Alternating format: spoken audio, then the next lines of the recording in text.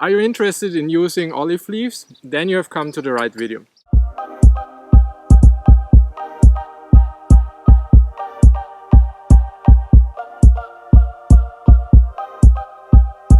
Welcome to another installment of Below the Apple Tree. Today we're actually on tour and I'm here in beautiful Tuscany, so today it's not called Below the Apple Tree, but much rather Below the Olive Tree.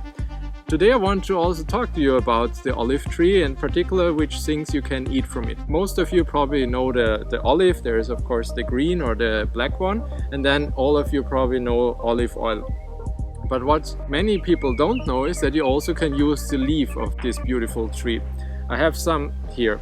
The way you can use it is, for one, as a tea. The tea itself has a very high oxidant levels and high vitamin C content. The way you make the tea is actually very easy. It's just you take a few leaves from the olive. If you have a fresh one, just take those, or you can also buy them quite often now in a dried version, and add some warm water. You don't want to use boiling water, but just warm water. So let me put it in here. And since we are here in beautiful Tuscany, let's just wait for a few minutes till the tea is ready. You will realize it when it gets this quite beautiful, very fine yellow greenish color. So we have waited now for around 10 to 15 minutes in beautiful Tuscany, which was a very hard thing to do. And the tea is ready. Let me try it. It's a very, very fine flavor. I would maybe describe it as a hint of green tea, but as I said, very fine, mixed with chamomile, and then surprisingly sweet at the end. So with all those great benefits and the wonderful flavor, the tea itself is a great evening tea because it also doesn't have any caffeine in it. However, you can also use the olive leaves as a fantastic ingredient for your salad.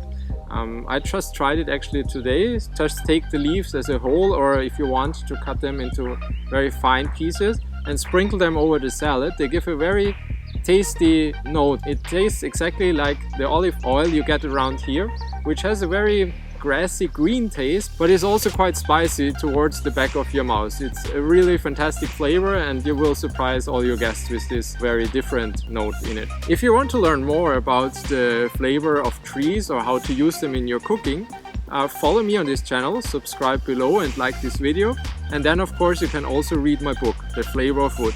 See you next time in another installment in Below the Apple Tree, or maybe Below the Olive Tree. Goodbye.